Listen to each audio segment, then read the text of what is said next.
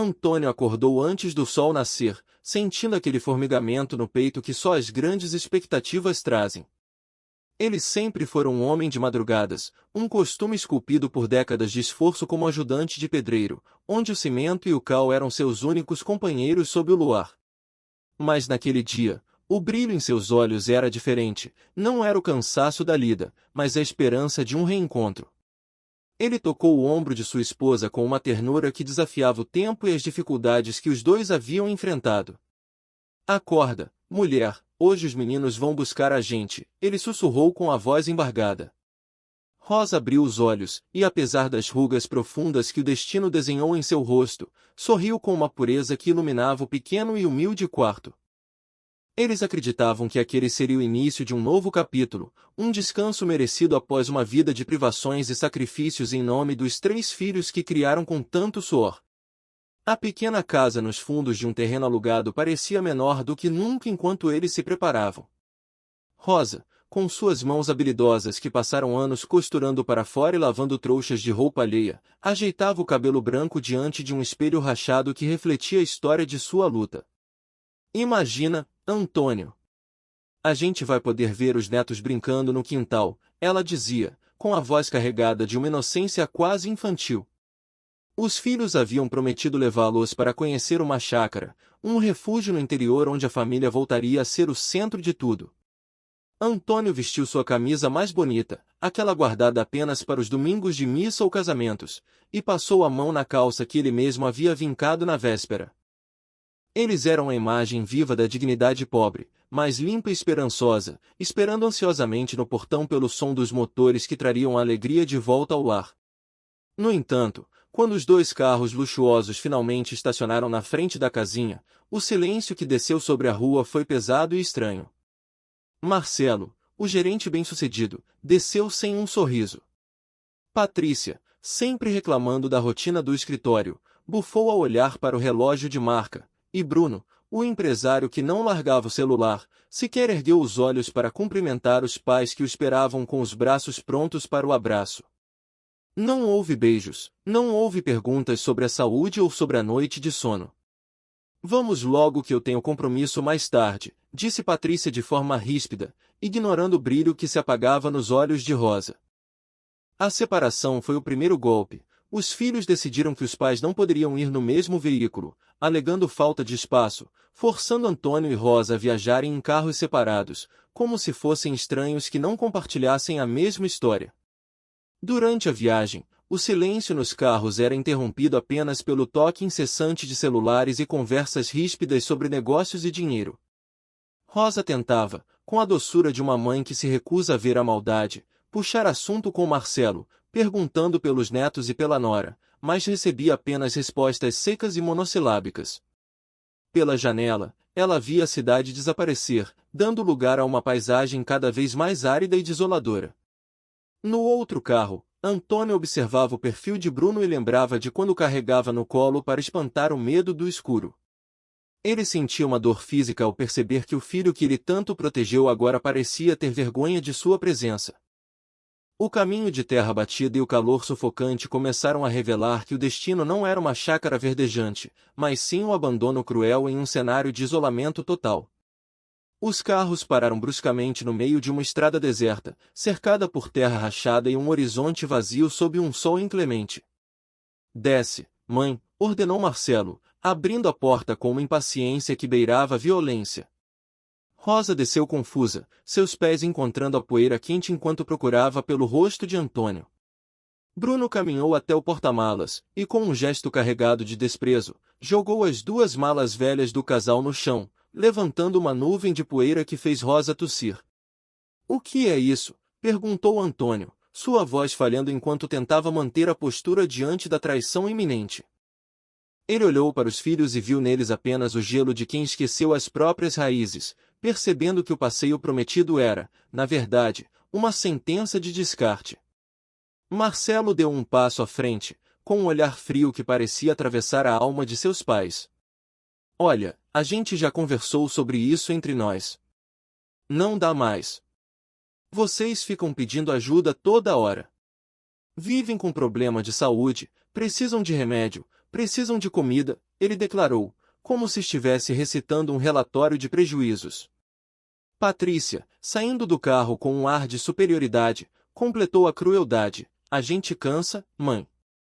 A gente cansa de ser cobrado, de ter que dar atenção, de ter que se preocupar. Temos nossas próprias contas e famílias. As palavras caíam como pedras sobre o casal. Rosa, sentindo o mundo girar, caiu de joelhos na poeira, as lágrimas sulcando seu rosto cansado. Pelo amor de Deus, não faz isso com a gente. A gente não tem para onde ir, ela suplicou, mas o coração dos filhos já estava blindado pela ganância e pelo egoísmo. Antônio, em um último esforço de dignidade, tentou apelar para a memória de Marcelo. Marcelo, eu te segurei no colo quando você nasceu. Eu trabalhei doente para pagar teu estudo. Eu vendi o único terreno que meu pai me deixou para tu poder fazer aquela viagem de formatura que tu tanto queria. E agora tu vai me largar aqui? Ele questionou, mas o filho apenas desviou o olhar. Bruno, sem um pingo de remorso, reiterou que eles precisavam aprender a se virar sozinhos, pois a carga de cuidar dos pais havia se tornado insuportável. Eles jogaram as malas velhas no chão de forma definitiva e deram as costas, caminhando em direção aos carros enquanto riam de forma nervosa e cínica, soltando a frase final que ecoaria no deserto: vamos ver se eles sobrevivem sem a gente. Os motores rugiram e os carros partiram, deixando para trás apenas uma cortina de fumaça e dois idosos desamparados no meio do nada. Rosa continuava no chão, soluçando, enquanto Antônio permanecia de pé, olhando para o horizonte por onde seus filhos haviam desaparecido. Ele sentia a secura da estrada, mas também sentia algo pesado em seu bolso. Ele não era apenas um pedreiro aposentado, ele era um homem de segredos guardados a 7 chaves. Durante os anos em que trabalhou em grandes obras e demolições, Antônio havia encontrado algo que ninguém mais vira. Ele guardara silêncio por décadas, esperando o momento certo para compartilhar sua fortuna com os filhos, querendo testar o caráter daqueles que ele mesmo formou antes de entregar o tesouro. O que aqueles filhos ingratos não sabiam é que aquele velho senhor guardava um segredo que valia milhões.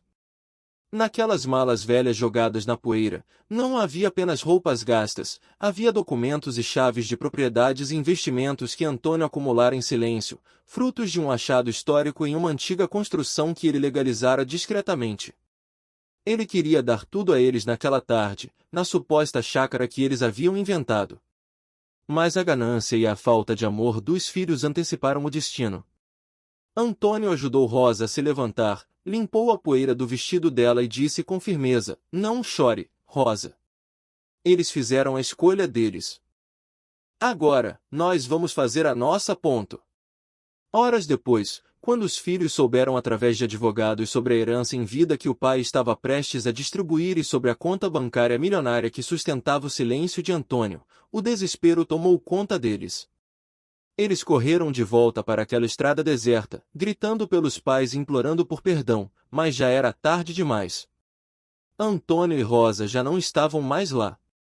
Eles haviam sido resgatados por um motorista particular e agora viviam em um lugar onde o dinheiro não era prioridade, mas sim o respeito e a paz. Os filhos ficaram com a poeira da estrada e o peso de uma consciência que dinheiro nenhum poderia limpar, enquanto o velho senhor e sua esposa finalmente viviam o descanso que o amor deles, e não o de seus filhos, havia construído. O som metálico da buzina de Patrícia cortou o ar como uma lâmina, interrompendo o último lampejo de hesitação que Marcelo demonstrava. Vamos embora. Quanto mais a gente fica aqui, pior fica, ela gritou de dentro do carro, com uma frieza que gelava a alma. Bruno já havia se trancado em seu veículo, evitando qualquer contato visual com a tragédia que acabará de arquitetar. Marcelo olhou uma última vez para trás, vendo sua mãe, Rosa, agarrada desesperadamente ao vestido de Patrícia, implorando por um rastro de humanidade que não existia mais. Filha, eu te pari. Eu passei 9 meses te carregando. Eu amamentei tu de madrugada. Eu fiquei acordada quando tu tinha febre. Como tu consegue fazer isso? Rosa clamava com a voz rasgada pela dor. A resposta veio seca e cruel, enquanto Patrícia se soltava com força bruta. Vocês deram a vida que conseguiram dar. Agora a vida é nossa. E vocês não fazem mais parte dela. Ponto. A porta do carro bateu com um estrondo final, selando o destino do casal de idosos. Os motores rugiram, os pneus cantaram no asfalto rachado e os dois carros deram ré, manobrando bruscamente antes de acelerar rumo ao horizonte. Uma nuvem espessa de poeira vermelha subiu, sufocando o ar e cobrindo os vultos envelhecidos de Antônio e Rosa. Rosa gritou os nomes dos filhos até que sua garganta se fechasse em um nó seco, e seus joelhos cederam contra a terra quente. Antônio permaneceu estático, uma estátua de dor petrificada, assistindo aos pontos brilhantes dos veículos sumirem na curva da estrada. Quando o ronco dos motores silenciou completamente, o vazio que restou foi absoluto, um silêncio pesado que parecia gritar mais alto do que qualquer súplica, ecoando a solidão de quem acabará de ser descartado como lixo por aqueles que mais amou. Rosa parou de chorar, não porque a dor tivesse passado, mas porque sua alma parecia ter secado junto com a poeira que sujava suas mãos. Ela ficou ali, de joelhos, olhando para o nada com olhos que já não viam esperança. Antônio, sentindo o peso de seus 70 anos esmagar seus ombros, sentou-se ao lado dela e segurou sua mão enrugada. O sol, no auge de sua tirania, queimava sem piedade, ignorando o fato de que ali estavam duas pessoas que haviam sacrificado cada fibra de seus seres por uma família que acabará de cuspi-los fora. "O que a gente faz agora?", perguntou Rosa, voltando o olhar para o marido. Antônio apertou a mão dela com força, mas o silêncio foi sua única resposta.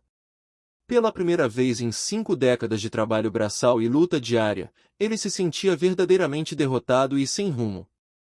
A primeira hora naquela estrada esquecida foi um martírio de expectativas frustradas. Rosa mantinha o pescoço esticado, vigiando cada centímetro da estrada, alimentando a ilusão de que um dos carros daria meia volta, que Marcelo ou Bruno teriam um surto de consciência, ou que Patrícia voltaria arrependida. Mas a estrada permanecia um deserto de asfalto rachado e mato seco. Antônio levantou-se com dificuldade, sentindo as pontadas agudas em seus joelhos, herança de anos carregando sacos de cimento e subindo andaimes. Ele buscou na mala velha a garrafinha de água que Rosa sempre prevenia. Havia apenas meio palmo de líquido. "Bebe, mulher", ele disse, oferecendo o pouco que tinham. "E você?", ela questionou. "Eu bebo depois", mentiu ele, guardando o restante como se fosse um tesouro precioso, sem saber se aquela seria sua última gota de sustento. O calor tornava-se insuportável, transformando a estrada em um forno de poeira e abandono. Antônio observava a paisagem desolada, onde não havia postes, cercas ou qualquer sinal de civilização recente. "Antônio, nenhum carro passou ainda", notou Rosa, limpando as trilhas de sal que as lágrimas deixaram em seu rosto. "Vai passar." "Tem que passar", ele respondeu, embora o medo começasse a roer suas entranhas. Ele olhava para o asfalto destruído e percebia que aquela rota não era usada há anos. Sentando-se sobre a mala maior para poupar as pernas de Rosa, ele mergulhou em um abismo de recordações. O suor escorria por seu rosto enquanto ele repassava mentalmente cada sacrifício, tentando entender em que ponto o amor que plantaram se transformou naquela colheita de espinhos e desprezo. "No que tu tá pensando?", perguntou Rosa, interrompendo o transe do marido. Antônio suspirou profundamente, passando a mão calejada pelo rosto. "Tô pensando em tudo que a gente fez por eles, Rosa. Tudo." As lembranças vieram como ondas violentas. Ele lembrou do dia em que Marcelo fora aprovado na faculdade, a euforia do rapaz que prometia ser alguém. Naquela época, a única segurança da velhice de Antônio era um pequeno terreno herdado de seu pai. Sem hesitar, ele o vendeu por um valor irrisório, apenas para garantir que o filho tivesse os livros e as mensalidades pagas. "Lembra quando eu vendi o terreno do meu pai?", ele perguntou com amargura. Rosa assentiu silenciosamente, lembrando-se de como ele a convencera de que o futuro dos filhos era o investimento mais sagrado que poderiam fazer. A memória de Rosa também começou a florescer entre as rachaduras daquele momento terrível. Ela fechou os olhos e viu a imagem de Patrícia criança, ardendo em febre com uma pneumonia severa. O remédio necessário era um luxo que eles não podiam pagar. Rosa lembrou-se de ter trabalhado 3 meses seguidos, virando noite sobre tanques de pedra, lavando roupas pesadas até que a pele de suas mãos ficasse em carne viva e sangrenta. Eu quase destruí minhas mãos para salvar a Patrícia, sussurrou Rosa, olhando para os próprios dedos deformados pelo trabalho e pela idade. E hoje ela me olhou com nojo, como se eu fosse menos que nada. Tu viu o jeito que ela falou comigo? Que a gente não faz mais parte da vida deles. A voz dela subiu em um tom agudo de desespero, e o choro recomeçou, mais pesado e sem esperança do que antes. Antônio a puxou para um abraço, permitindo que ela descarregasse sua dor em seu ombro molhado de suor. Ele sentia uma vontade imensa de desabar também, mas sabia que, se os dois caíssem, a estrada os consumiria. O sol agora estava pino, marcando o início da tarde com uma temperatura que parecia derreter o horizonte. Ele arrastou as malas para a sombra rala de um poste de concreto solitário, o único obstáculo ao sol em quilômetros. Ali, encolhidos, eles esperavam por um milagre ou pelo fim. Foi nesse instante de rendição que um som distante e grave começou a vibrar no solo. Não era o motor silencioso e moderno dos filhos, mas algo ruidoso, cansado e real. Antônio, tem um carro vindo, Rosa exclamou, levantando-se com uma energia que parecia vir do puro instinto de sobrevivência. Na beira da estrada, os dois começaram a acenar freneticamente, com os braços magros cortando o ar quente. O veículo surgiu na distância, um caminhão velho, de pintura azul desbotada e carregado de histórias, avançando lentamente pela rota esburacada. Por um segundo aterrorizante, pareceu que o motorista não os veria, mas o caminhão começou a reduzir a marcha, soltando uma fumaça negra antes de parar alguns metros adiante. Um homem de idade avançada, com a pele curtida pelo sol e um boné gasto, desceu da cabine. Ele olhou para o casal, para as malas jogadas na poeira e para a vastidão vazia ao redor deles, franzindo a testa em sinal de pura incredulidade. Que aconteceu aqui? Ele perguntou, com uma voz rouca que carregava a estranheza de encontrar vida naquele deserto. Antônio olhou para o caminhoneiro e depois para Rosa, percebendo que o socorro viera de um estranho, enquanto o sangue dos seus sangue os deixará para morrer. Ele não tinha palavras para explicar a monstruosidade do que os filhos haviam feito, a verdade era pesada demais para ser dita em voz alta. Rosa permanecia em silêncio, a dignidade ferida transparecendo em seu olhar perdido. O caminhoneiro, percebendo a gravidade da situação sem precisar de explicações detalhadas, estendeu a mão para ajudá-los. Naquele momento, Antônio lembrou-se do segredo que carregava, algo que os filhos jamais imaginaram em sua ganância cega. Enquanto subia na cabine do caminhão, ele soube que a justiça não viria da estrada, mais do que ele ainda possuía, e que a história deles, apesar de tudo, ainda não havia terminado naquela poeira vermelha. Rosa baixou a cabeça, sentindo o peso de uma vergonha que não deveria ser sua, mas que a consumia como fogo. O homem, um caminhoneiro de semblante severo mas olhos gentis, aproximou-se e percebeu que as feridas daquele casal não eram físicas, mas vinham de um lugar onde a medicina não alcança. Vocês estão bem? Precisam de ajuda? Ele perguntou, sua voz ecoando no vazio daquela estrada deserta. Antônio, com o peito subindo e descendo em um esforço para não desabar, finalmente conseguiu articular a verdade que parecia impossível de ser dita. A gente foi largado aqui, ele confessou, com a voz embargada pelo sal das lágrimas e pela secura do deserto. O desconhecido parou por um instante, o choque paralisando seus movimentos enquanto tentava processar a monstruosidade daquelas palavras. Largado? Como assim largado? Questionou o homem, buscando uma lógica que não existia. Antônio explicou que os próprios filhos os haviam trazido até aquele ponto morto da estrada para deixá-los à própria sorte. O caminhoneiro balançou a cabeça em sinal de negação, o boné na mão e o senho franzido em indignação. Os próprios filhos de vocês fizeram isso, ele insistiu, esperando ter ouvido errado. Rosa levantou o rosto, revelando olhos injetados e uma expressão de pura agonia. Eles disseram que a gente é um peso, que eles cansaram de cuidar da gente, ela revelou, expondo a ferida aberta da ingratidão. O homem, cujo nome era Josué, sentiu um aperto no coração, uma revolta que apenas quem conhece o valor de um pai e de uma mãe poderia sentir diante de tamanha covardia. Josué não hesitou nem por um segundo. Meu nome é Josué. Eu moro numa cidade aqui perto e passo por essa estrada todo dia. Vocês não vão ficar aqui nem mais um minuto, ele declarou com firmeza. Antônio, ainda preso à sua dignidade de quem nunca quis incomodar ninguém, tentou recuar. A gente não quer atrapalhar, se o senhor puder dar uma carona até algum lugar.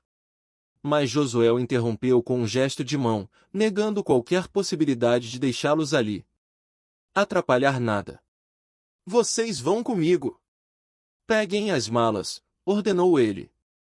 Com uma gentileza que os filhos não demonstraram, ele ajudou Rosa a subir na cabine alta do caminhão e acomodou as malas velhas junto à carga, como se estivesse resgatando um tesouro perdido no meio do nada. Durante o trajeto, o motor do caminhão rugia, mas o som mais alto era o da indignação de Josué. Ele falava de seus próprios 4 filhos e da incapacidade de imaginar um mundo onde o sangue de alguém pudesse ser tão frio. Que mundo é esse, meu amigo? Que mundo é esse onde filho abandona pai e mãe no meio da estrada que nem cachorro? Ele questionava, bufando de raiva.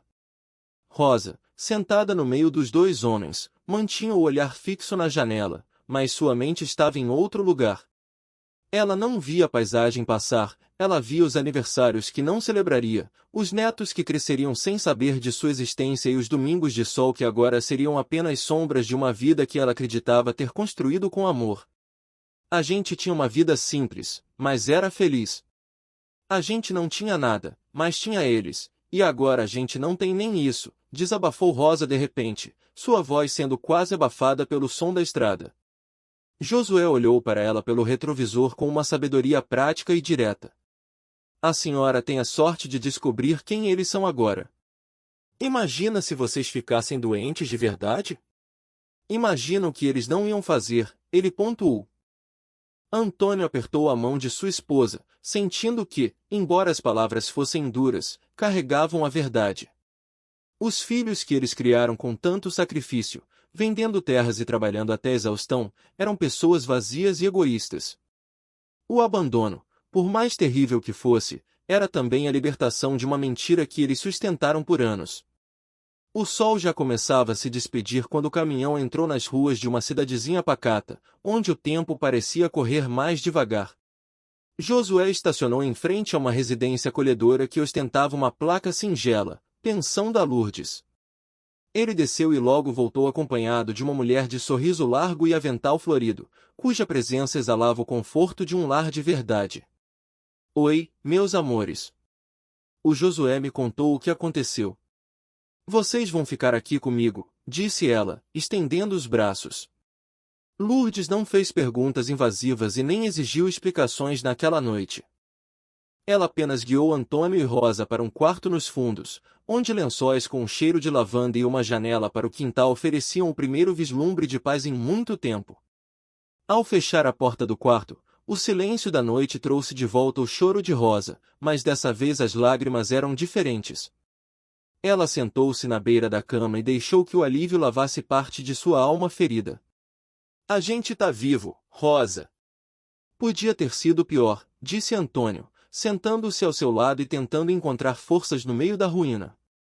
Pior como, Antônio? Nossos próprios filhos jogaram a gente fora, ela rebateu, com o coração ainda em pedaços. Eu sei, mas a gente sobreviveu ao dia de hoje e amanhã a gente sobrevive de novo, ele respondeu, com a resiliência de quem passou a vida erguendo paredes e sabia que era preciso reconstruir a base antes de levantar o teto. Eles dormiram um sono profundo, o tipo de descanso que só vem após uma exaustão emocional completa. Na manhã seguinte, o aroma de café fresco e pão assado invadiu o quarto, trazendo-os de volta à realidade. Na mesa da cozinha, Lourdes os recebeu com um banquete simples e cercada por outros hóspedes que compartilhavam a mesma humanidade. Havia Edilson, o mecânico, Jéssica, a estudante de enfermagem, e Paulinho, o ajudante de caminhoneiro. Bom dia! Vem, senta aqui, chamou Lourdes, integrando-os imediatamente àquela família improvisada. Antônio sentiu um nó na garganta ao perceber que, ali, entre estranhos, ele recebia o respeito e a atenção que seus próprios herdeiros lhe haviam negado com desprezo. A conversa na mesa girou em torno da solidariedade. Quando Antônio mencionou que não tinham como pagar pela estadia, Lourdes apenas sorriu e colocou mais pão em seu prato. Quem falou em pagar? Aqui é assim, a gente se ajuda. Vocês ficam quanto tempo precisar. Se quiserem ajudar com a casa, ótimo, se não puderem, ótimo também, ela afirmou categoricamente. Antônio sentiu os olhos encherem de água. Ele passou a vida acreditando que a família era o único porto seguro, mas ali, no Vale da Esperança, ele descobria que a bondade humana é um laço que pode ser muito mais forte do que a biologia ou o sangue compartilhado. Nos dias que se seguiram, Antônio e Rosa tornaram-se o coração daquela pensão. Ela trazia sua sabedoria para a cozinha, ajudando Lourdes nas tarefas e lavando as roupas com um capricho que encantava a todos. Antônio, com suas mãos habilidosas, começou a restaurar cada canto da casa que o tempo havia desgastado. Pintou cercas, consertou vazamentos e deu vida nova aos móveis velhos. Vocês não precisavam fazer tudo isso, dizia Lourdes, embora seu olhar brilhasse de gratidão. A gente precisa sim. Não sabemos viver de favor, respondia Antônio, recuperando sua dignidade a cada prego batido. Eles estavam longe de seus filhos, mas finalmente estavam em casa, rodeados por pessoas que viam neles não um peso, mas uma fonte de valor e história. A notícia do abandono cruel de Antônio e Rosa espalhou-se pelo Vale da Esperança como um rastro de pólvora, despertando uma onda de solidariedade que a pequena cidade raramente vira. As pessoas, tocadas pela história do casal deixado à própria sorte, paravam Rosa na rua apenas para lhe oferecer um abraço apertado ou levavam cestas de alimentos para a pensão de Lourdes. No entanto, mesmo cercada por tamanha bondade, a alma de Rosa permanecia ancorada na dor. Havia tardes em que ela se postava diante da janela do pequeno quarto, com o olhar perdido na estrada, alimentando a esperança secreta de que um carro familiar surgisse na curva e que um de seus filhos descesse implorando por perdão. Será que eles não vão perceber que foi um erro terrível? Ela se perguntava em silêncio, mas o horizonte permanecia mudo e indiferente ao seu sofrimento. Certa tarde, enquanto estendia lençóis brancos no varal sob o sol morno, Rosa paralisou ao observar uma jovem mãe que passava pela calçada conduzindo duas crianças pequenas. O riso cristalino dos meninos e o gesto protetor da mãe ao segurar suas mãos pequenas foram como um golpe físico em seu peito. Ela soltou a roupa molhada, deixando-a cair sobre a terra, e desabou em um pranto desesperado. Lourdes, ao ouvir os soluços que vinham do quintal, largou tudo na cozinha e correu para ampará-la. Meus netos, Lourdes, eu não vou mais ver meus netos crescerem. Eu não vou mais poder fazer bolo para eles ou contar histórias antes de dormir, Rosa gritava entre soluços, sentindo o peso do futuro que lhe fora roubado por quem ela mais amou. Lourdes a abraçou com a força de quem conhece o abismo da perda e a conduziu para a mesa da cozinha, servindo-lhe um chá quente para acalmar os nervos. Com uma sabedoria forjada em suas próprias batalhas, Lourdes olhou profundamente nos olhos de Rosa e disse as palavras que mudariam sua perspectiva: família não é quem tem o seu sangue. Família é quem fica do seu lado quando você mais precisa. Seus filhos provaram que não são sua família, mas aqui nessa casa todo mundo já te ama. Rosa, surpresa com tamanha generosidade de uma quase estranha, perguntou por que ela fazia tudo aquilo. Porque alguém fez por mim uma vez. Quando perdi meu marido e fiquei na rua com 3 filhos, uma senhora me deu esperança. Eu prometi retribuir ao mundo, e aqui estou, explicou Lourdes, revelando o ciclo de amor que sustentava sua vida. Naquela mesma noite, o clima na pensão era de uma calma melancólica. Antônio estava em seu quarto, organizando metodicamente seus parcos pertences no guarda-roupa, quando Lourdes bateu suavemente à porta. Ela entrou com uma expressão de curiosidade misturada com preocupação, notando que o velho pedreiro nunca se separava de uma pasta de couro marrom e desgastada, com um fecho enferrujado pelo tempo. Seu Antônio, eu reparei que o senhor sempre segura essa pasta como se fosse um tesouro. Até quando vai ao quintal, ela está com o senhor, comentou ela com cautela. Antônio olhou para o objeto sobre a cama e suspirou, um som carregado de décadas de segredo e responsabilidade. É que tem coisa muito importante aqui dentro, ele respondeu, com a voz baixa e grave. Antônio hesitou por um longo momento, certificando-se de que Rosa estava distraída em outra parte da casa, e decidiu que não podia mais carregar aquele fardo sozinho. Dona Lourdes, eu nunca contei isso para ninguém, nem para os meus filhos. Mas acho que chegou a hora, ele disse, abrindo a pasta com mãos trêmulas. Ele retirou de lá um envelope amarelado, contendo papéis datilografados e mapas desenhados à mão. Ele revelou que, além do terreno vendido para pagar os estudos de Marcelo, seu pai lhe deixará outro pedaço de terra, fruto de um antigo acordo trabalhista que nunca fora formalmente registrado no cartório por medo de represálias judiciais da época. Eram documentos de uma indenização histórica que ele guardara como uma reserva para o futuro daqueles que agora o haviam desprezado. Lourdes examinou os papéis com atenção, vendo escrituras antigas e comprovantes de pagamentos que datavam de muitos anos. E esse terreno ainda existe? Ela perguntou, intrigada pela localização descrita nos mapas. Antônio explicou que a área, outrora rural e isolada, havia sido engolida pelo crescimento desenfreado da capital. Eu guardei esses papéis pensando em deixar de herança para eles. Queria que tivessem algo que compensasse a pobreza que passaram por minha causa, confessou ele com a voz embargada. Mas depois do que eles fizeram, de me jogarem naquela estrada como um cachorro, eu não sei mais o que fazer com isso. Lourdes sentou-se ao seu lado e pegou sua mão. Seu Antônio, o senhor precisa de um advogado. Precisa de justiça, não apenas por dinheiro, mas por dignidade. Apesar do receio de Antônio com os custos legais, Lourdes garantiu que o doutor Renato, um advogado local conhecido por sua ética e generosidade, os ajudaria. Na manhã seguinte, os três caminharam até o pequeno escritório no centro de Vale da Esperança. O doutor Renato, um homem de 40 anos com um olhar perspicaz, ouviu a narrativa com paciência enquanto folheava os documentos amarelados. O silêncio no escritório era absoluto, interrompido apenas pelo som do papel sendo manuseado.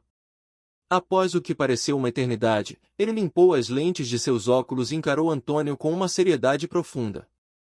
Seu Antônio, o senhor tem ideia de onde fica esse terreno hoje? Ele perguntou, sua voz carregada de uma estranha expectativa. Antônio respondeu que sabia apenas que era próximo à avenida principal da capital, mas que não visitava o local há décadas.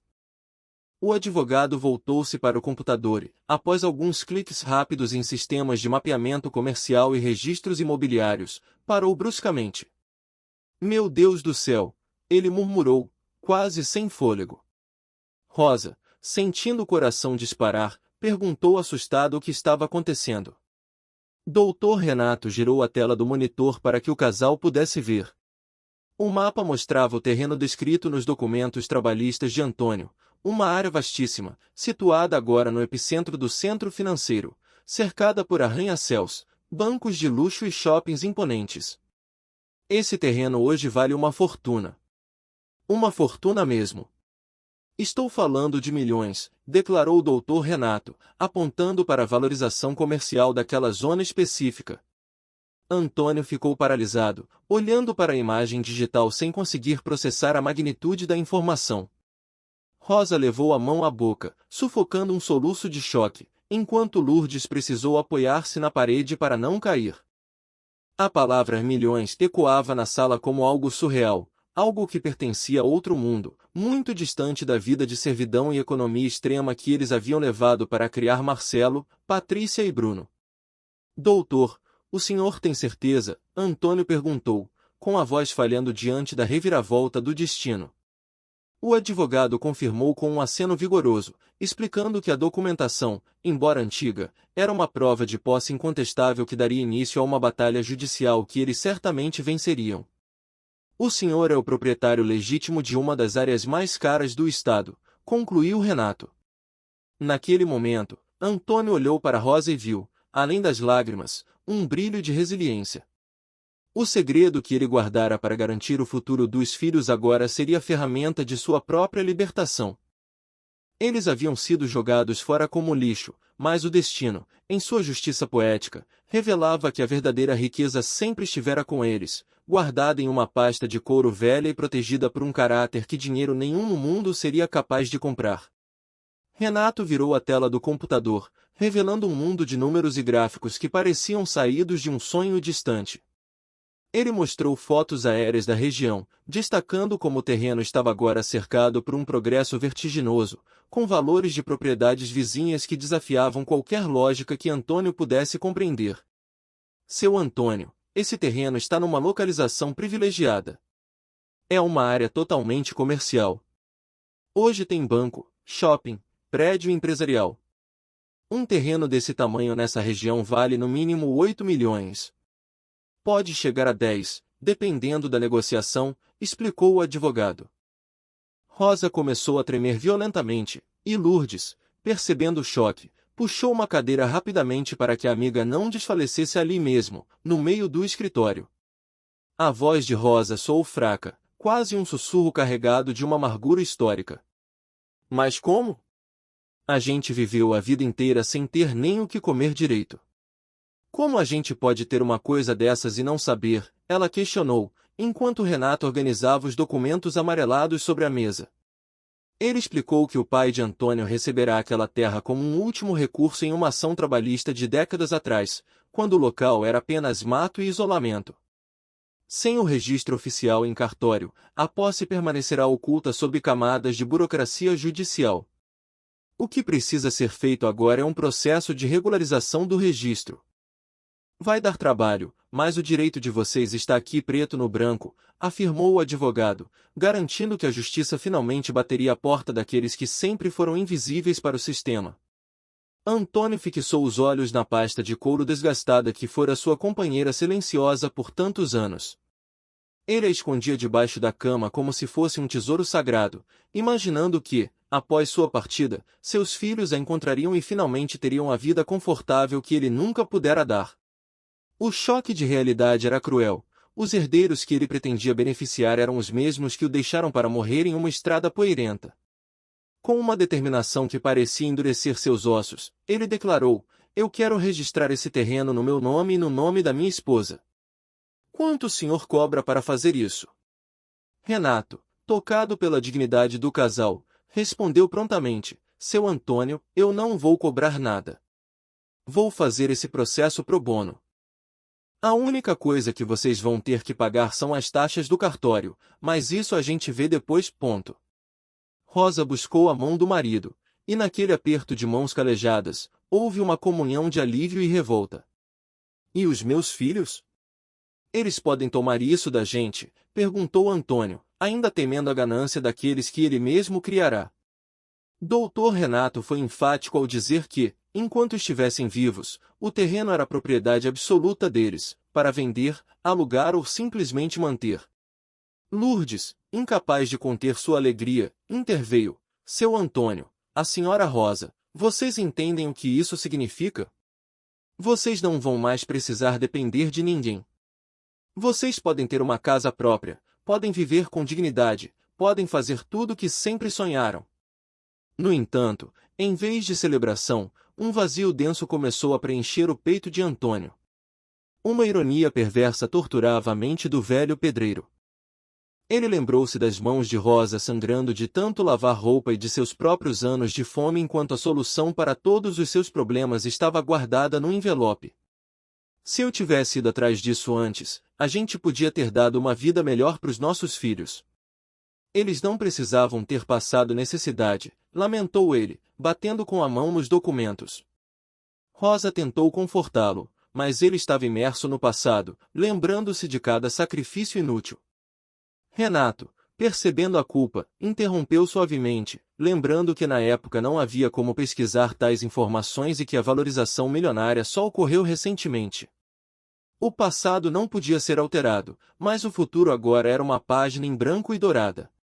Seguindo as orientações de Renato, o casal deixou o escritório com a promessa de que o trabalho burocrático começaria imediatamente. Ao saírem para as ruas movimentadas de Vale da Esperança, o contraste entre a vida pacata que levavam e a fortuna que agora possuíam era gritante.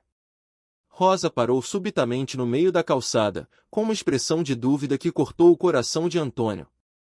"Antônio, a gente conta pros meninos? Sobre o terreno, sobre o dinheiro. Eles são nossos filhos." Mesmo com tudo o que aconteceu, eles são nossos filhos, ela disse, sua voz carregada daquela compaixão materna que se recusa a morrer mesmo sob os golpes mais brutais da ingratidão. A resposta de Antônio veio como um trovão, carregada de toda a humilhação que ele sofrerá naquela estrada deserta. Rosa, eles jogaram a gente numa estrada deserta. Falaram que a gente era um peso, que eles estavam cansados da gente. Tu realmente acha que a gente deve alguma coisa para eles? Ele questionou, seus olhos brilhando com uma raiva justa. Rosa abaixou a cabeça, derrotada pela lógica cruel da realidade. Não é questão de dever, é questão de eu não sei. Eles são a nossa carne, Antônio, ela sussurrou. Carne que apodreceu, ele retrucou, sentindo imediatamente o peso de sua dureza ao ver a dor no rosto da esposa.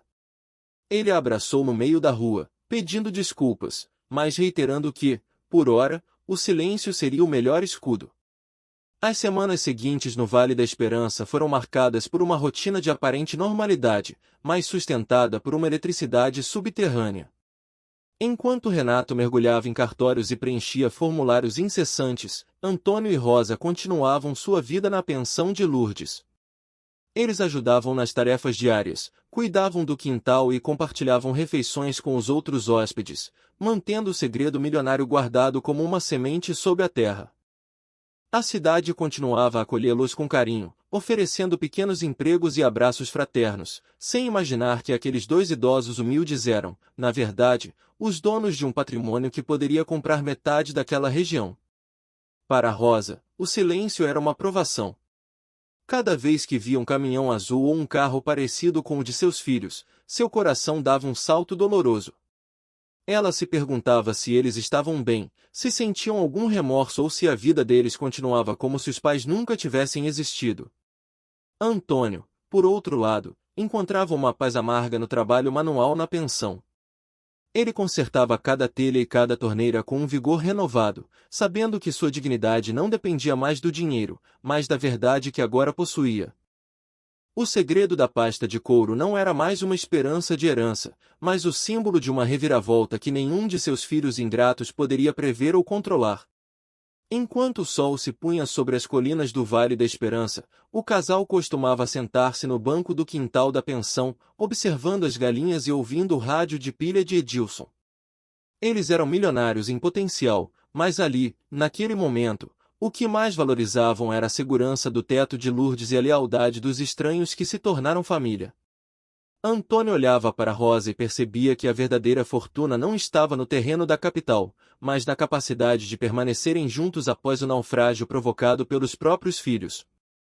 A justiça estava a caminho, lenta e implacável, e quando ela finalmente chegasse, o mundo saberia que aquele velho senhor e sua esposa não eram o lixo que os filhos jogaram na estrada, mas os verdadeiros senhores de seu próprio destino.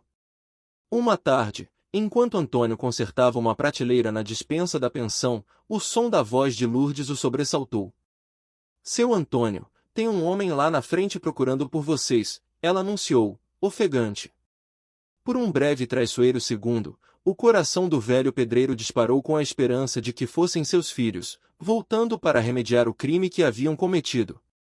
No entanto, ao chegar à sala, encontrou um homem de terno impecável e pasta executiva, um estranho cujo olhar exalava a frieza dos negócios. O senhor é o senhor Antônio? Meu nome é Cláudio e trabalho para a construtora imperial. Estamos interessados em adquirir o terreno que pertence ao senhor, disse o homem, desvendando o início de uma tempestade que mudaria tudo definitivamente. Antônio sentiu o sangue gelar ao ouvir o homem mencionar o registro antigo do processo trabalhista de seu pai. A proposta foi direta e avassaladora. Estamos dispostos a pagar 7 milhões à vista, declarou Cláudio, com o sorriso de quem acredita que o dinheiro compra qualquer silêncio. No entanto, o que gelou a alma de Antônio não foi o valor, mas a percepção de que a construtora buscava localizar todos os herdeiros. Preciso do nome dos seus filhos, queremos fazer a oferta para a família toda, explicou o executivo. Antônio percebeu que, se investigadores estavam atrás daquela fortuna, seria apenas uma questão de dias até que Marcelo, Patrícia e Bruno descobrissem que os pais que eles descartaram como lixo eram, na verdade, detentores de uma herança milionária.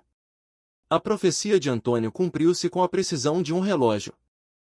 Em 2 semanas, os 3 filhos foram localizados e informados sobre o terreno valioso. A reação foi visceral e imediata, mas desprovida de qualquer amor. Marcelo abandonou o trabalho em êxtase, Patrícia entrou em pânico fingindo remorso e Bruno contratou um investigador para descobrir o paradeiro exato dos pais.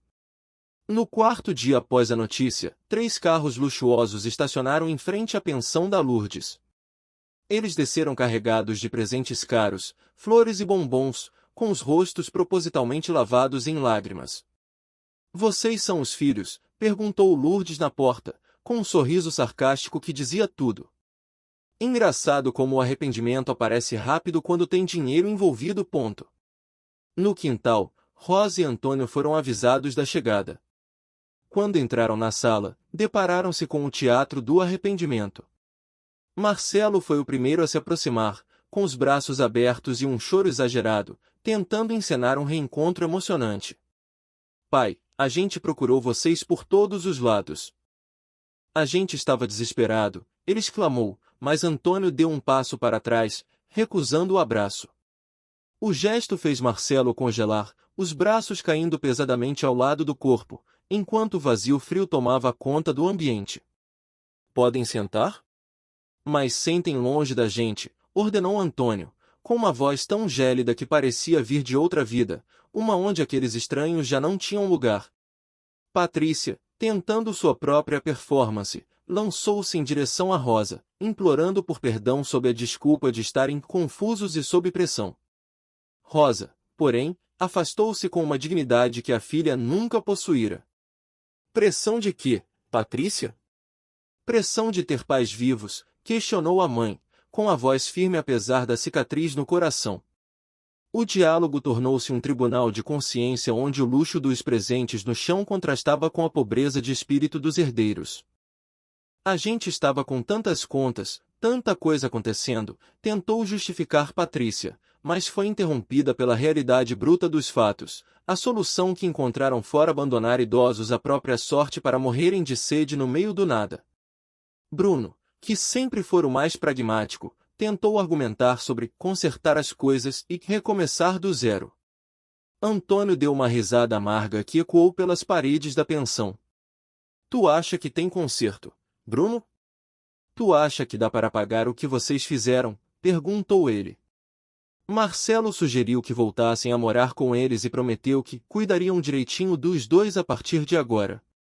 Antônio sentou-se lentamente, Rosa ao seu lado, observando os 3 filhos em pé, segurando sacolas de grife que pareciam ridículas diante da imensidão da traição que haviam perpetrado semanas antes. A atmosfera estava saturada de uma falsidade que nenhum deles conseguia mais sustentar. "Quanto tempo faz que vocês nos abandonaram?" "Umas 3 semanas", perguntou Antônio, forçando-os a encarar o calendário da crueldade. Marcelo confirmou, baixando a cabeça. "E em nenhum momento, nessas 3 semanas, vocês sentiram remorso? Nenhum de vocês ligou ou voltou naquela estrada para ver se ainda estávamos lá", sentenciou o pai. A desculpa de Patrícia foi um sussurro sobre vergonha, mas Rosa não permitiu que a mentira prosperasse. "Vergonha é o que eu senti quando tu me empurrou e entrou naquele carro. Vergonha é o que senti quando vi meus filhos indo embora, rindo, enquanto eu implorava de joelhos na poeira", rebateu Rosa, expondo a ferida final. A revelação de Rosa sobre ter ouvido as risadas dos filhos enquanto partiam causou um silêncio de chumbo na sala. "Vamos ver se eles sobrevivem sem a gente. Foi isso que um de vocês disse, e os outros riram da nossa cara", relembrou ela, desmascarando a última camada de fingimento. Marcelo olhou para o chão, incapaz de sustentar o olhar da mulher que o amamentara. Eles não estavam ali por amor, nem por saudade, mas porque os 7 milhões da construtora exigiam a assinatura daqueles 2 idosos que eles consideravam um estorvo. A máscara de filhos arrependidos caiu, revelando apenas abutres esperando pela partilha de um espólio que nem sequer sabiam que existia. Antônio olhou para as flores murchando nas mãos de Patrícia e para os bombons que Marcelo segurava. Aquilo não era um pedido de desculpas, era um investimento. "Vocês não vieram por nós. Vocês vieram pelo terreno", afirmou Antônio, jogando a verdade nua sobre a mesa. O choque percorreu o rosto dos três. Eles não esperavam que o pai já soubesse do valor comercial da terra. O poder mudará de mãos. O peso que eles queriam descartar agora era o detentor da chave para a fortuna que eles tanto cobiçavam. A humilhação que Antônio sentirá na estrada agora se transformava em uma justiça silenciosa e implacável que ele exerceria sem hesitação.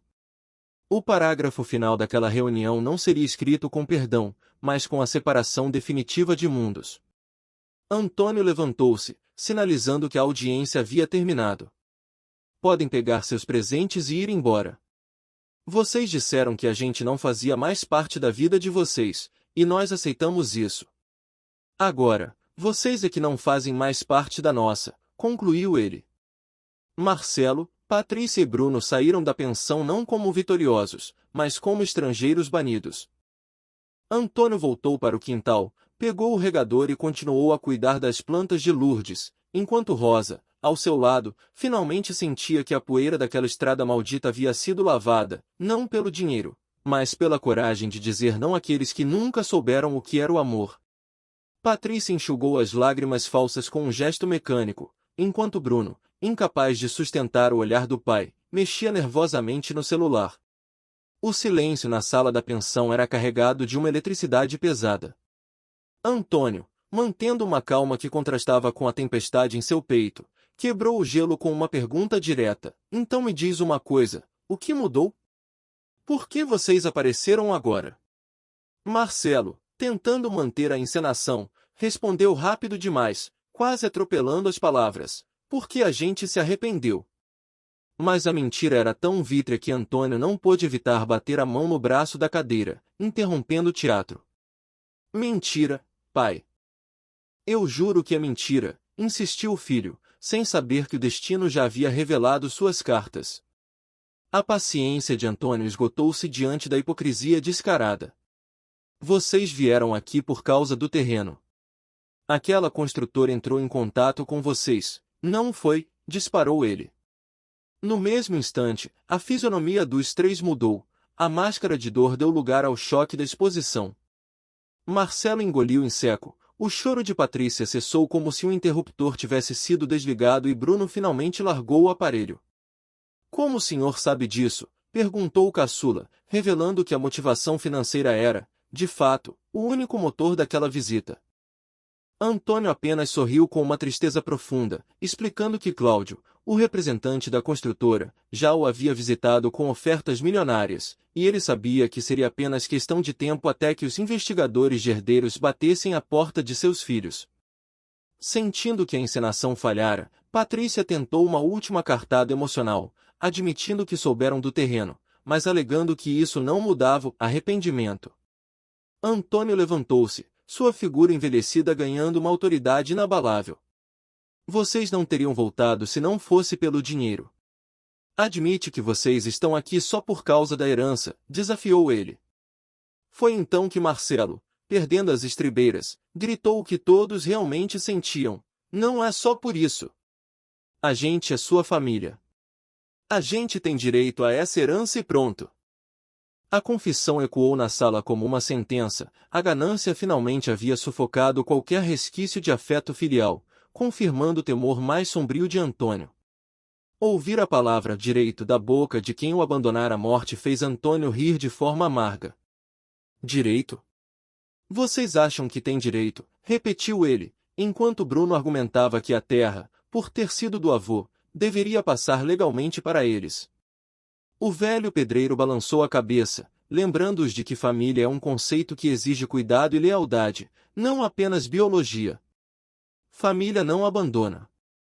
Família não joga os pais numa estrada para perder a vida. Mas vocês fizeram tudo isso.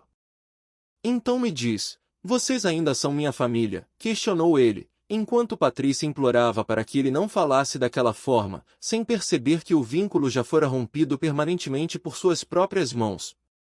Rosa, temendo pela saúde do marido, tentou acalmá-lo, mas Antônio estava decidido a purgar décadas de sacrifício em um único discurso. Ele lembrou dos 50 anos quebrando o corpo em obras, das mãos de Rosa sangrando no tanque da fome que passaram para que os filhos tivessem o que comer. E agora vocês vêm aqui fingir arrependimento só porque descobriram que existe outro terreno, acusou ele.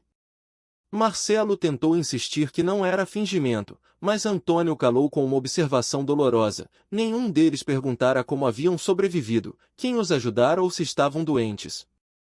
O interesse deles começava e terminava na topografia e no valor de mercado do lote na capital. Lourdes, que observava a cena com um misto de desprezo e compaixão pelos idosos, decidiu intervir. Ela confrontou os três irmãos, expondo a diferença entre o tratamento que ela, uma estranha, dera ao casal e a crueldade que os próprios filhos demonstraram. Eu acolhi esses dois porque são seres humanos que merecem dignidade. Vocês os trataram pior do que eu trataria um desconhecido na rua, sentenciou a dona da pensão. Patrícia tentou ser ríspida, afirmando que Lourdes não tinha nada a ver com o assunto, mas a mulher rebateu com firmeza, lembrando que vira a dor e a humilhação no rosto de Antônio e Rosa quando chegaram, enquanto os filhos agora traziam apenas presentes ridículos para tentar comprar o perdão. A tensão atingiu o ápice quando Marcelo, tomado pela fúria de ter seus planos frustrados, jogou as sacolas de compras no chão. Tá bom. Vocês querem sinceridade? Aquele terreno vale milhões e nós temos direito a ele. Se o senhor não dividir de boa vontade, a gente vai entrar na justiça, ameaçou ele. Para sua surpresa, Antônio permaneceu imperturbável. Pode entrar. Contrato o melhor advogado que vocês conseguirem. Vai lá brigar pelo que acham que é de vocês, respondeu calmamente. Ele deixou claro que, enquanto estivessem vivos, a propriedade era do casal, e que poderiam vendê-la, doá-la ou deixá-la para quem realmente merecesse, retirando dos filhos a certeza da herança fácil. Bruno deu um passo ameaçador, alegando que o pai não podia agir daquela maneira, mas Antônio mostrou que estava preparado para o embate. Ele caminhou até uma mesinha de canto e pegou 3 envelopes que preparara na noite anterior, como se tivesse previsto a visita interesseira. Entregou um a cada filho, cujos rostos transpareciam desconfiança. Patrícia foi a primeira a abrir o seu, e sua expressão rapidamente se transformou de confusão em incredulidade, por fim, em raiva pura. Isso é uma piada, não é? Gritou ela, enquanto Marcelo e Bruno liam as mesmas palavras escritas à mão pelo pai que eles um dia julgaram ser incapaz de reagir. A carta de Antônio era um testamento de caráter, não de bens. Nela, ele confessava ter falhado em ensinar que o amor vale mais que o ouro, pois os filhos se tornaram estranhos e irreconhecíveis. A maior herança que um pai pode deixar não é dinheiro, é exemplo, é caráter, é dignidade. E essas coisas vocês recusaram quando jogaram eu e sua mãe naquela estrada, dizia o texto. Ele encerrava afirmando que não deveriam esperar nada dele, pois tudo o que tinha para dar, seu tempo, seu suor e sua vida, já fora entregue e desperdiçado por eles. Marcelo amassou o papel com as veias do pescoço saltadas, gritando que tinham direitos legais e eram sangue do seu sangue, ponto. O desprezo de Antônio atingiu seu ponto máximo ao ouvir a palavra sangue. Sangue não significa nada quando o coração está podre, rebateu ele, encerrando qualquer possibilidade de diálogo. Patrícia começou a andar de um lado para o outro, nervosa, tentando processar que a fortuna que julgavam garantida estava agora fora de seu alcance moral e, possivelmente, legal. A sala da pensão, que fora um refúgio de paz para o casal, tornou-se o cenário da falência espiritual de uma família.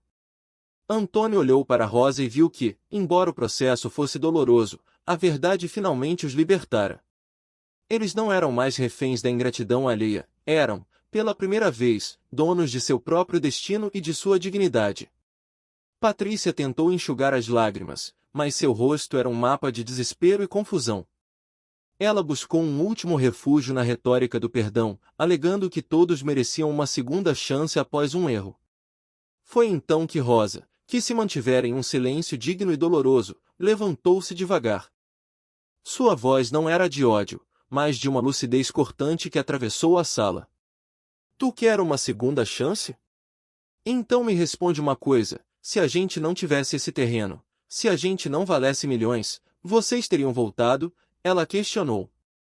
O silêncio que se seguiu foi a resposta mais ensurdecedora de todas. Patrícia abriu a boca, mas nenhum som saiu. A verdade nua e crua estava exposta entre eles. Sem o ouro, os pais continuariam sendo apenas poeira na estrada. A constatação de que o interesse era o único motor daquele reencontro atingiu Rosa e Antônio como um segundo abandono. Se não fosse pela fortuna, eles poderiam ter partido naquela pensão sem que nenhum dos três jamais soubesse ou se importasse. Bruno, percebendo que o sentimentalismo falhara, tentou mudar a estratégia para algo que ele dominava, a negociação fria. Olha, vamos todo mundo se acalmar. A gente pode dividir tudo de forma justa. O terreno vale milhões, tem o suficiente para todo mundo, propôs ele, como se estivesse em uma mesa de reuniões. Antônio riu com um escárnio que vinha do fundo da alma. Dividir? Tu quer dividir o que não é teu ainda? Mas vai ser um dia, retrucou Bruno, evocando a herança automática após a morte dos pais. A menção à morte como garantia de lucro foi o estupim para a decisão final de Antônio. Ele revelou que o direito à herança não era tão absoluto quanto eles imaginavam. Não se eu fizer um testamento deixando tudo para outras pessoas, disparou ele, lançando a bomba que paralisou os três filhos. Marcelo reagiu com fúria, citando leis e direitos de herdeiros necessários, mas Antônio, instruído pelo Dr. Renato, sabia exatamente onde pisava. Ele confirmou que a lei garantia apenas metade, e que a outra metade, além de todo o patrimônio que ele poderia gastar ou doar em vida, estava sob seu total controle. Eu tenho direito de aproveitar o dinheiro que é meu. Ou tu acha que eu tenho obrigação de guardar para vocês? Questionou, desafiando a lógica egoísta dos filhos. Ao perceber que os milhões estavam escorrendo por entre seus dedos, Patrícia desabou. Dessa vez, o choro era real, mas não pela perda dos pais, e sim pela perda da fortuna.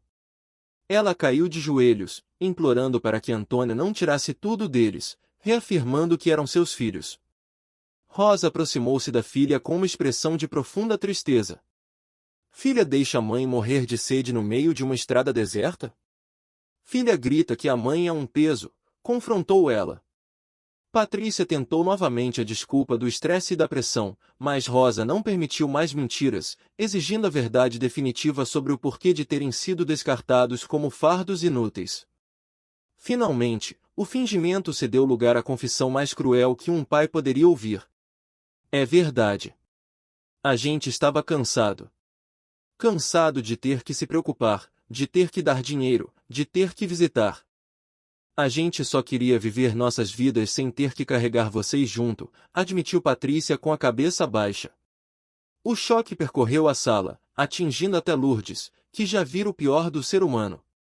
Antônio agachou-se à frente da filha, forçando-a a olhar em seus olhos. Obrigado por ser honesta. Agora eu vou ser honesto também, eu não sei se consigo perdoar vocês. Vocês mataram o amor quando nos jogaram naquela estrada, disse ele, sentindo o peso da falha de ter criado pessoas tão vazias de caráter. Marcelo tentou gritar que a culpa não era de Antônio, mas deles próprios, em um acesso de raiva e frustração. Antônio levantou-se e voltou para o lado de Rosa, selando a união que fora provada pelo fogo da traição. Eu quero que vocês saiam daqui. Quero que voltem para as vidas de vocês e nos deixem em paz, ordenou com uma calma absoluta. Bruno, ainda obcecado pela posse, insistiu em saber o que seria feito do terreno, mas recebeu apenas o silêncio como resposta. Vocês não têm direito a nada. Abriram mão de qualquer direito quando abriram mão da gente, sentenciou o pai, deixando claro que a conta da ingratidão finalmente havia chegado para ser paga. A tensão quase explodiu em violência quando Marcelo deu um passo ameaçador em direção a Antônio. Lourdes, valente, colocou-se à frente, ameaçando chamar a polícia para retirá-los de sua propriedade. Patrícia tentou desdenhar da autoridade da dona da pensão, mas foi interrompida pela entrada súbita de Josué. O caminhoneiro, com sua presença imponente e olhar severo, trouxe o peso da realidade externa para dentro da sala. Tem algum problema aqui? Ele perguntou, sua voz grossa silenciando qualquer tentativa de agressão. Antônio, mantendo a dignidade, apenas respondeu que os moços já estavam de saída, encerrando o capítulo mais sombrio de sua história familiar. O olhar final de Marcelo para o pai não era de arrependimento, mas de um ódio puro destilado pela ganância frustrada. O senhor vai se arrepender disso. A gente vai entrar na justiça e a gente vai ganhar, ameaçou ele antes de sair. Antônio não se abalou, respondendo que, enquanto a justiça demorasse, ele aproveitaria cada centavo de seu suor. Os três saíram da pensão batendo portas e jogando pragas, e o barulho dos motores arrancando violentamente ecoou pela rua, levantando uma última nuvem de poeira que logo se assentou, deixando para trás o silêncio necessário para a cura. Quando o som dos carros desapareceu completamente, a adrenalina que sustentara Antônio evaporou, e ele sentiu as pernas fraquejarem. Rosa, Lourdes e Josué prontamente o ampararam, levando-o até o sofá. Seu Antônio, o senhor está bem? Perguntou Lourdes com genuína preocupação. Só tô cansado, ele respondeu, fechando os olhos por um instante. Era o cansaço de uma vida inteira de luta, coroado pelo esforço hercúleo de ter que enfrentar a própria prole. Rosa segurou sua mão, e o calor daquele toque foi o lembrete de que, apesar de terem perdido os filhos, eles não haviam perdido um ao outro nem a própria integridade. Naquela noite, o Vale da Esperança voltou à sua paz habitual. Antônio e Rosa, agora cientes de que o futuro seria de fartura e segurança, não planejavam mansões ou luxos extravagantes. O primeiro ato de Antônio, decidido em conjunto com o Dr. Renato, seria garantir que a pensão de Lourdes nunca mais passasse por dificuldades e que Josué tivesse um caminhão novo para suas rotas. Eles entenderam que a verdadeira herança não era o terreno milionário, mas a descoberta de que a bondade reside em lugares inesperados. Os filhos ficaram com o ouro que nunca alcançariam, enquanto os pais ficaram com a paz que dinheiro nenhum poderia comprar, finalmente livres da carga de amar quem não sabia o que era amor. O som dos motores dos filhos desapareceu na distância, deixando para trás um silêncio que, desta vez, não era de abandono, mas de triunfo moral. Josué, o caminhoneiro que se tornará um guardião inesperado, aproximou-se com o respeito de quem reconhece um homem de honra. O senhor fez a coisa certa. Eles não mereciam nada, declarou ele com firmeza. Rosa sentou-se ao lado do marido e segurou sua mão, sentindo o calor de uma libertação que nenhuma quantia em dinheiro poderia comprar. Antônio, eu tô orgulhosa de você, ela sussurrou, com lágrimas que já não eram de tristeza. Orgulhosa de você ter tido coragem de falar a verdade e de mostrar para eles que dignidade não se compra. Ponto. Antônio abraçou a mulher sob o olhar benevolente de Lourdes e Josué.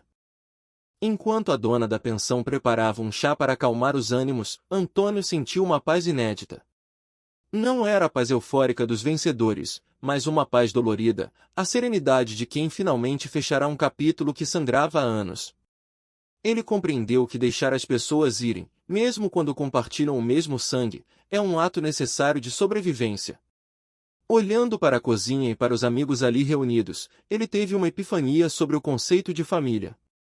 A gente encontrou nossa verdadeira família, ele afirmou com convicção, e ela tá bem aqui, entre pessoas que nos enxergaram quando éramos invisíveis. Ponto. Os meses seguintes foram vividos em uma estranha e doce normalidade. Antônio e Rosa permaneceram na pensão de Lourdes, mantendo suas rotinas de trabalho e ajuda mútua, embora o segredo de sua conta bancária milionária agora fosse uma realidade protegida pelo Dr. Renato. Após 4 meses de burocracia intensa, o advogado os convocou para entregar o documento oficial de registro. Ali estava, preto no branco, Antônio e Rosa eram os donos legais de um terreno avaliado em 8,5 milhões de reais. Diante do papel que representava uma vida inteira de sofrimento convertido em valor, Rosa perguntou o que fariam a seguir. Antônio, com o olhar fixo no horizonte, já tinha a resposta traçada em seu coração calejado. 2 semanas depois, a pequena sala da pensão tornou-se o cenário de um evento histórico para aquela comunidade. Antônio reuniu Lourdes, Josué, Edilson, Jéssica e Paulinho, as pessoas que formaram o seu escudo contra o desespero. Dr. Renato estava presente, portando a pasta que selaria o destino daquela fortuna. Eu chamei vocês aqui porque vocês são minha família de verdade. Não família de sangue, mas de escolha e de coração, começou Antônio, com a voz embargada pela emoção. Rosa, ao seu lado, segurava o documento da venda do terreno para a construtora por 9 milhões de reais, um valor que nenhum deles jamais imaginara ver. A decisão do casal foi um manifesto de gratidão que deixou a sala em estado de choque e comoção. Primeiro, a gente vai dar 1 milhão para Dona Lourdes, anunciou Rosa. A dona da pensão, cujas mãos sempre estiveram ocupadas servindo aos outros, levou as mãos à boca em um gesto de pura incredulidade. Antônio foi taxativo ao impedir qualquer recusa. A senhora abriu as portas da sua casa quando a gente não tinha nada e nos deu dignidade quando nossos filhos nos jogaram fora. O dinheiro não era apenas um pagamento, era o reconhecimento de que a hospitalidade de Lourdes salvara suas almas da amargura definitiva. Em seguida, Rosa voltou-se para Josué, o homem da estrada. O senhor vai receber 500 mil reais. O senhor parou quando ninguém mais parava e literalmente nos salvou, declarou ela. Josué, um homem endurecido por décadas de asfalto, tirou o boné e chorou como uma criança, incapaz de aceitar que um simples gesto de humanidade pudesse render tamanha recompensa. Eu só fiz o que qualquer pessoa devia fazer, ele soluçou, mas Antônio corrigiu, pontuando que a maioria não o faz, e que a coragem de ser bom em um mundo cruel vale cada centavo daquela doação. A generosidade do casal não parou por ali. Antônio anunciou que 2 milhões de reais seriam destinados a instituições de caridade, 1 milhão para o cuidado de idosos abandonados e outro para a construção de uma casa de acolhimento para desabrigados, garantindo que ninguém passasse pelo que eles passaram naquela estrada deserta. Edilson e Paulinho, homens duros do trabalho braçal, enxugavam os olhos diante da magnitude do que presenciavam. Doutor Renato, acostumado com a frieza dos tribunais e a ganância dos herdeiros, sorria em silêncio, testemunhando que chamaria mais tarde de o caso mais nobre de sua carreira. Quando questionada sobre o destino dos 5 milhões restantes, Rosa explicou que o plano era a simplicidade e a dignidade. Eles comprariam uma casa pequena no Vale da Esperança, um lugar que pudessem chamar de seu, e guardariam o resto para viverem com conforto, viajarem e ajudarem quem precisasse ao longo do caminho. Jéssica, a estudante de enfermagem, perguntou sobre os filhos ingratos. Antônio respirou fundo e esclareceu a questão legal. A lei garante que eles herdarão metade do que sobrar quando partirmos, mas a gente vai garantir que não sobre muito. Vamos viver, viajar e gastar com a gente com o próximo ponto. A cerimônia de assinaturas foi rápida, mas cada movimento da caneta de Antônio e Rosa parecia escrever um novo destino para todos naquela sala. Ao final, a pensão explodiu em um abraço coletivo, onde lágrimas de alegria e risos de alívio se misturaram em uma celebração da vida. Eles haviam transformado o lixo da traição no adubo da esperança para toda uma comunidade. Antônio olhou para o doutor Renato e para seus novos familiares, sentindo que o peso que carregara na pasta de couro marrom durante décadas finalmente se transformará em asas para todos que ele amava. Naquela noite, após as festividades e as despedidas, Antônio e Rosa ficaram sentados no quintal da pensão, sob o céu estrelado do Vale da Esperança. Não havia mais o barulho de motores ou a poeira vermelha da estrada, apenas o som dos grilos e a respiração calma de quem cumprirá sua missão. Tu tens certeza disso, mulher? Ele perguntou uma última vez. Tenho. Pela primeira vez na vida, eu tenho certeza de alguma coisa, ela respondeu. De mãos dadas, eles olharam para o futuro, sabendo que a verdadeira fortuna não estava depositada no banco, mas na paz de terem recuperado sua humanidade e construído um lar onde o amor era a única moeda que importava. Sentados no quintal da casa nova, Antônio e Rosa mantinham o ritual que os sustentara nos dias de poeira e nos dias de ouro.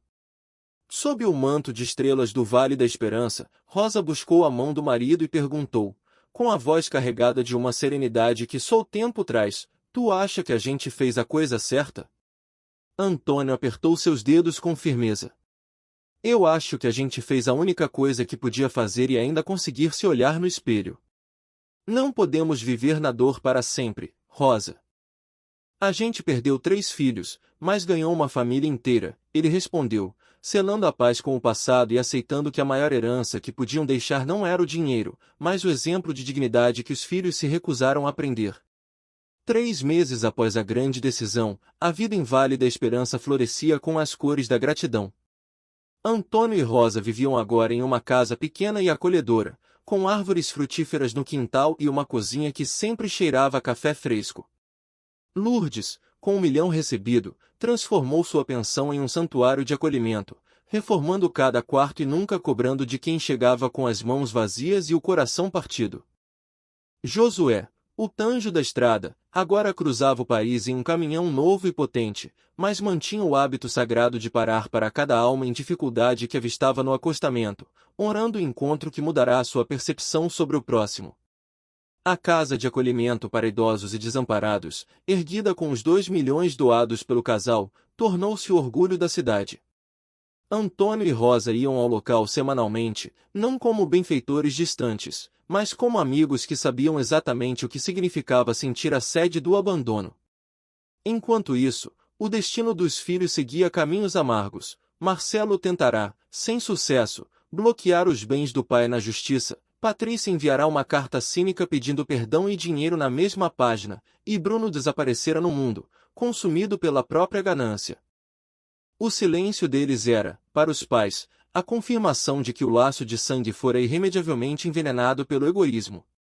Quase 2 anos após o abandono na estrada, um evento inesperado trouxe uma nova luz ao quintal de Rosa. Enquanto regava suas plantas, ela avistou uma jovem com uma criança no colo parada diante de seu portão. Era Viviane, a nora que fora casada com Marcelo. Dona Rosa, eu sei que a senhora não tem motivo para me receber, mas eu precisava vir aqui. Precisava que a senhora conhecesse o pequeno e precisava pedir desculpas, disse a moça com a voz trêmula. Antônio apareceu à porta, pronto para fechar o mundo para qualquer rastro de sua antiga vida, mas Rosa segurou seu braço com doçura, sentindo que ali havia algo diferente da ganância que encontrara antes. Viviane explicou que se separara de Marcelo, incapaz de conviver com o homem amargo e obcecado que ele se tornará após perder a chance de abocanhar a fortuna do pai. Eu queria que meu filho conhecesse os avós de verdade, não aquele homem cheio de ódio que o pai dele virou, confessou ela.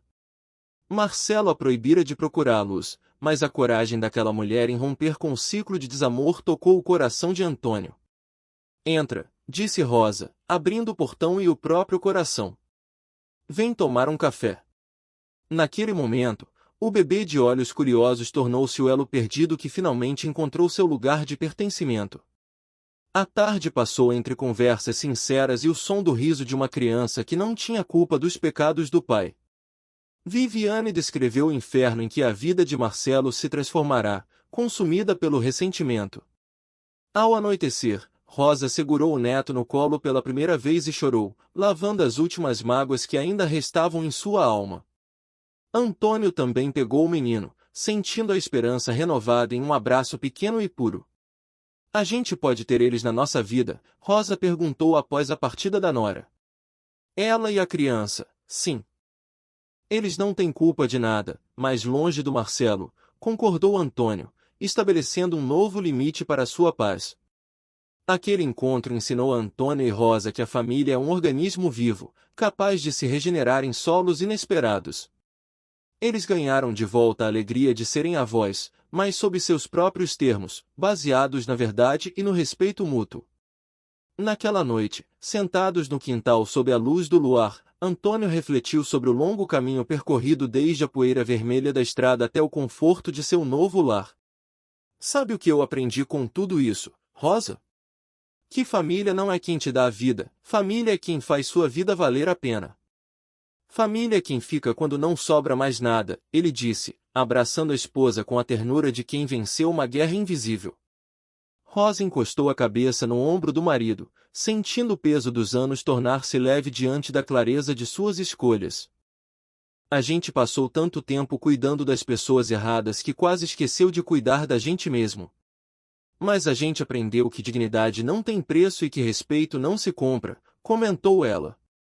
Eles perceberam que o maior tesouro que possuíam não era o saldo bancário milionário, mas a capacidade de transformar a tragédia em um legado de humanidade. O exemplo que deixariam para o neto seria de retidão e coragem, algo que Marcelo jamais poderia tirar ou corromper. Eles permaneceram ali, olhando as estrelas, dois idosos que a vida tentou descartar, mas que o destino escolheu coroar com sabedoria. Tinham perdido os filhos de sangue para a ganância, mas encontraram uma família de alma na bondade de estranhos e na inocência de uma nova geração.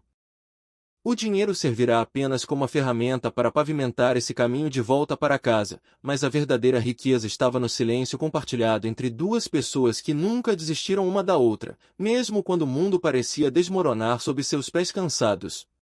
A lição de Antônio e Rosa ecoaria por válida esperança muito além de suas vidas. A fortuna seria gasta em viagens, conforto e auxílio ao próximo, mas o que permaneceria imortal seria a narrativa de um casal que preferiu o deserto com dignidade ao luxo com desonra. Família é quem te ama pelo que tu é, não pelo que tu tem, foi o pensamento final de Antônio antes de entrarem para o descanso merecido. No fim, a maior herança de todas foi o amor inabalável, provando que, embora o sangue nos ligue, é o caráter que nos define e o coração que nos abriga, tornando a vida, finalmente, algo que valia a pena ser vivido.